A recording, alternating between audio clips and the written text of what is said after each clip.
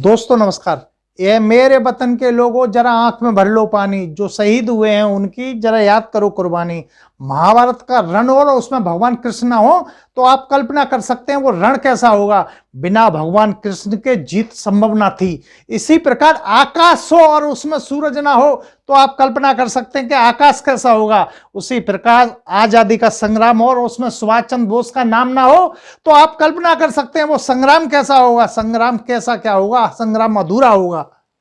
वो सुभाष चंद्र बोस ही थे जिन्होंने जय हिंद का नारा दिया, जो राष्ट्रीय नारा बन गया। वो सुभाष चंद्र बोस ही थे जिन्होंने ये कहा कि तुम मुझे खून दो मैं तुम्हें आजादी दूंगा, जिसने भारतीय युवाओं में नई ऊर्जा उत्पन्न कर दी। वो सुभाष चंद्र बोस ही थे जिनको भारतीय जनता नेताजी के नाम से संबोधित करती थी। नेताजी सुभाष चंद्र बोस का जन्म 1897 में 23 जनवरी 1897 में उड़ीसा के कटक में एक संपन्न बंगाली परिवार में हुआ था। उनके पिता का नाम जानकी दास बोस था और माता का नाम प्रभावती। नेताजी सुभाष चंद्र बोस ही वो पहले व्यक्ति थे जिन्होंने महात्मा गांधी को सबसे पहले राष्ट्रपिता कहा। उस समय इंडियन सिविल सर्विस में जाना बहुत कठिन था, भारतीयों के लिए बहुत कठिन था, लेकिन उनके माता पिता ने उनको इंग्लैंड भेजा कि जिससे वो वहां तैयारी कर सकें।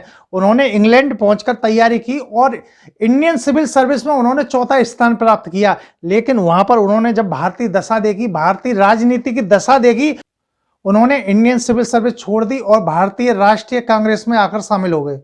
ये होता है देश प्रेम। अगर सुभाष चंद्र बोस चाहते तो इंडियन सिविल सर्विस में वो मजे से अपनी पूरी जिंदगी काट सकते थे, ऐसो आराम से काट सकते थे, सब सुविधाएं ले सकते थे, लेकिन उन्होंने संघर्ष को चुना, कठिनाइयों को चुना और भारत की आजादी के लिए कूद पड़े।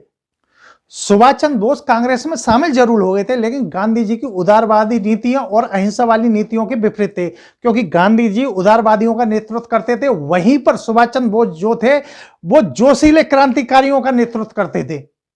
नेताजी सुभाष चंद्र बोस गांधी जी के विचारों से असहमत जरूर थे, लेकिन वो अच्छी तरीका जानते थे कि उनकी और गांधी जी की मंजिल एक ही है, यानी भारत की आजादी। सुभाष चंद्र बोस ही वो पहले व्यक्ति थे जिन्होंने महात्मा गांधी को राष्ट्रपिता कहा।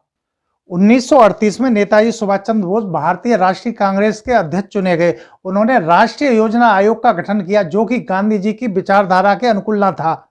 1939 में गांधीवादी प्रतिद्वंदी को हराकर नेताजी सुभाष चंद्र बोस फिर विजयी हुए और कांग्रेस के अध्यक्ष बने। इस हार को गांधी जी ने अपनी हार माना और हार मानते हुए कहा कि हाँ, मैं स्वीकार करता हूं, ये मेरी हार है।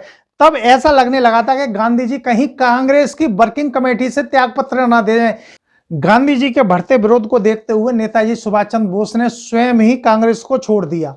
जब दूसरा विश्व युद्ध छिड़ा तो नेताजी ने सोचा कि अंग्रेजों के दुश्मनों से मिलकर आजादी प्राप्त की जा सकती है। इस सोच की खबर जो थी वो अंग्रेजों को लग गई, तो कलकत्ता में सुभाष चंद्र बोस को नजरबंद कर दिया गया। अंग्रेजों द्वारा जब सुभाष चंद्र बोस को कलकत्ता में नजरबंद कर दिया गया तो उस समय अंग्रेजों को चकमा देकर सुभाष चंद्र बोस अफगानिस्तान सोवियत संघ के रास्ते से जर्मनी पहुंचे। जर्मनी पहुंचकर उन्होंने हिटलर से मुलाकात की।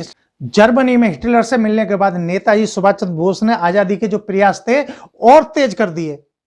1943 में उन्होंने जर्मनी छोड़ दी। जर्मनी छोड़कर वो जापान पहुंचे।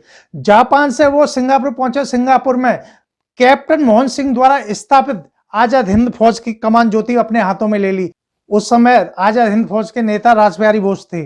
नेताजी सुभाष चंद्र बोस ने आजाद हिंद फौज का पुनर्गठन किया और महिलाओं के लिए रानी झांसी रेजिमेंट का गठन किया और उस रेजिमेंट की पहली कैप्टन बनी लक्ष्मी सहगल।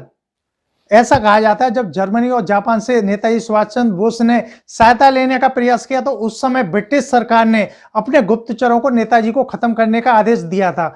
नेताजी सुभाष चंद्र बोस ने 5 जुलाई 1943 को सिंगापुर के टाउन हॉल के सामने दिल्ली चलो का नारा दिया।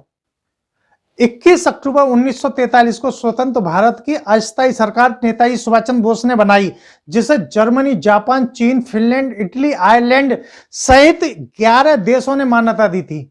आजाद हिंद फौज का खौफ और सुभाष चंद्र बोस का वो कुशल नेतृत्व जिसने अंग्रेजों को भारत छोड़ने पर मजबूर कर दिया। नेताजी सुभाष चंद्र बोस अपनी आजाद हिंद फौज लेकर बर्मा पहुंचे और वहीं पर उन्होंने प्रसिद्ध नारा दिया, तुम मुझे खून दो मैं तुम्हें आजादी दूंगा। नेताजी सुभाष चंद्र बोस ने 1937 में ऑस्ट्रेलियन युवती एमिली से विवाह किया।